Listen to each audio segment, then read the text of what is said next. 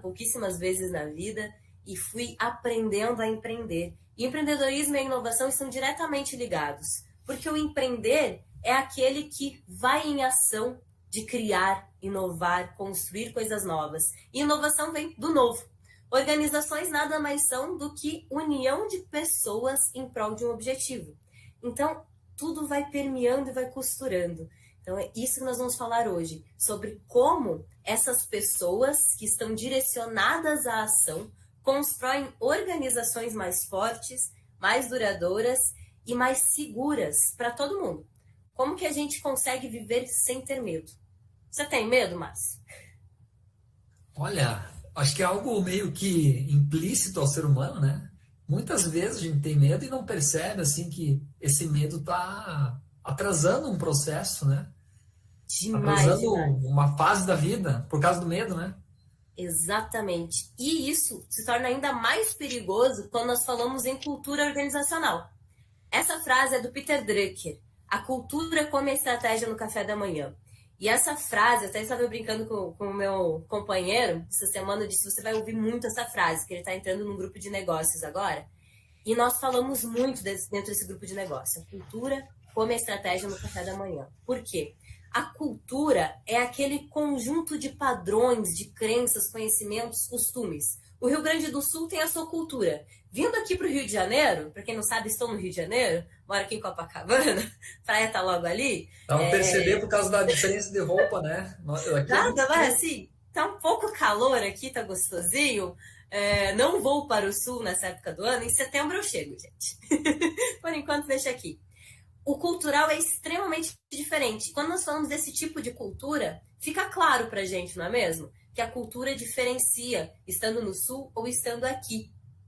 Agora, quando eu falo de empresa, vale a mesma coisa. De uma empresa para outra, é totalmente diferente. Márcio, provavelmente você teve a oportunidade de trabalhar mais de uma empresa, correto? Perfeito. E você percebe grandes diferenças no clima, em como você se sentia, em como as pessoas se relacionavam? São cultura, eu creio que é a questão cultural de cada empresa, né? Meio que depende da Exatamente. característica da empresa, né? Empresa maior, Exatamente. empresa menor. Isso aí, cada empresa tem uma cultura própria. E aí, o empresa maior e menor é uma, digamos assim, uma crença limitante nossa ou uma ilusão nossa. Porque muitas vezes nós temos gigantes, empresas enormes, que têm cultura mais saudável que empresas pequenas. Que as pessoas se sentem mais parte da empresa, se sentem super à vontade. Um exemplo no Brasil, nós temos a Azul Linhas Aéreas. Tem alguns amigos que trabalham lá. O pessoal é fascinado, porque eles são tão bem tratados, o primeiro lugar da Azul são os funcionários, por isso eles tratam os clientes tão bem. Então a gente vai mudando, enquanto nós temos outras multinacionais que não são tão focadas assim, né? Ou empresas menores que também vão lá e arrancam até a última gota de sangue do funcionário, né? Empresa de bairro, muitas vezes, também faz isso. Então, o tamanho não é o definidor dessa cultura, e sim esse conjunto de crenças. Por isso a gente fala que a cultura é como a estratégia no café da manhã. Porque eu posso ter uma estratégia linda e maravilhosa, mas se eu não tiver uma cultura bem estruturada, todo mundo olhando para o mesmo lado, não vai adiantar de nada. Vai ser aquele, o papel aceita tudo, que a minha mãe falava. O papel aceita tudo. E aí você coloca só lá.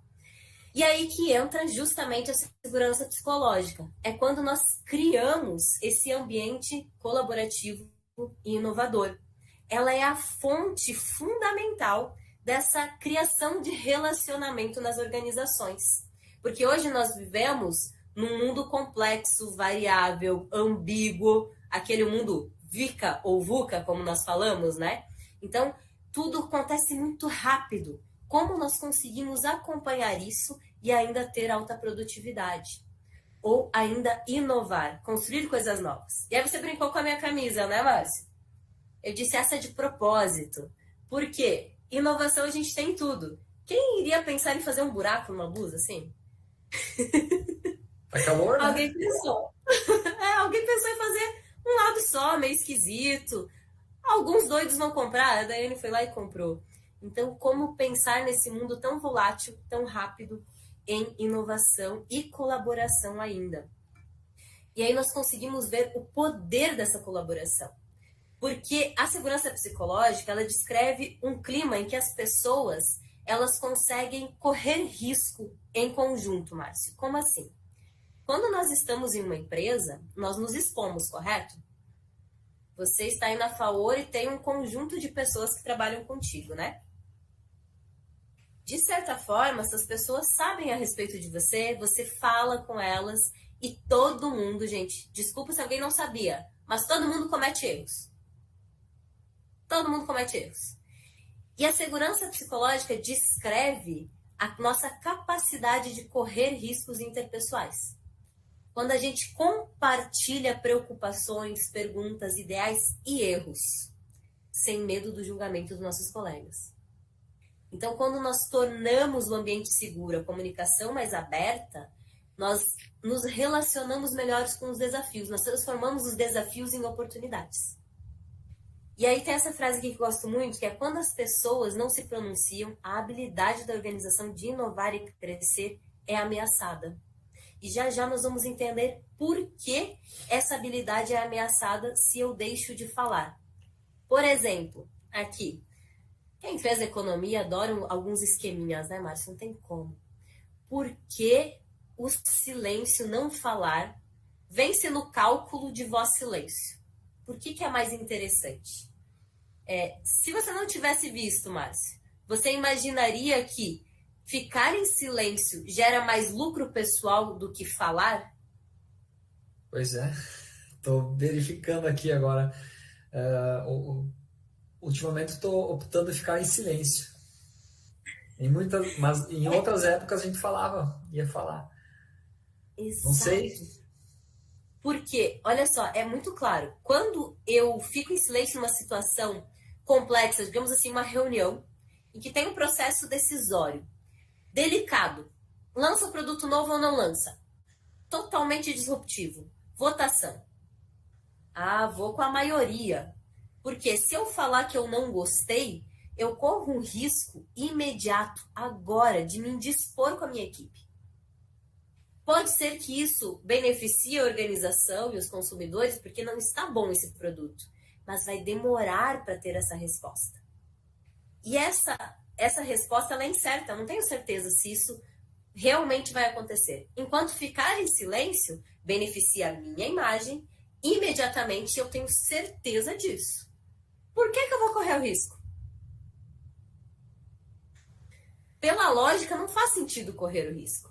Então, se a empresa não tem uma cultura muito aberta, essa cultura de segurança psicológica, a organização sem medo, de fato, as pessoas ficarão em silêncio. E aí, como o Marcos falou, eu sou consultora, né? E eu faço esse diagnóstico de cultura nas empresas, diariamente. Teve um cliente, ano passado, e a empresa média, 80, 100 funcionários, em que nós diagnosticamos a cultura do medo, muito forte. Fomos entender isso e estava na alta liderança. Tão forte que ele nem sequer percebia. Um dia eu disse assim: olha, seu comitê disse que não consegue conversar na reunião. Mas eu pergunto antes da reunião para eles. E depois, durante a reunião, você pergunta? Não. Tá. São pequenos detalhes que mais para frente a gente vai dar já vou dar algumas ferramentas de como o líder consegue, aos poucos, ir transformando essa cultura.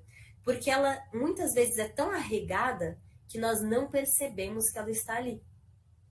Em uma reunião simples, em um momento que nós calamos e poderíamos ter falado.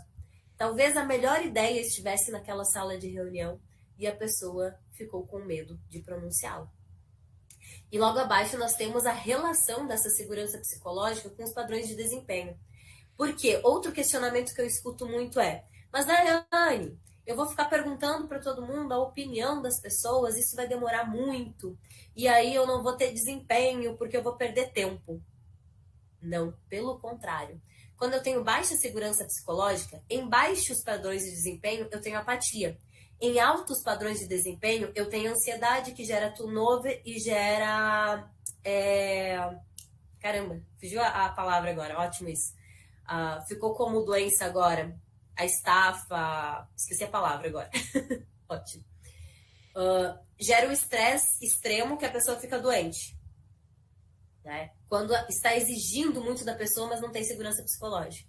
Quando nós temos segurança psicológica, quando o medo não está tão forte na equipe, eu tenho nos baixos padrões conforto, e em altos padrões, alta exigência, eu tenho maior desempenho, eu tenho aprendizado e desempenho, porque as pessoas têm prazer em trocar informações.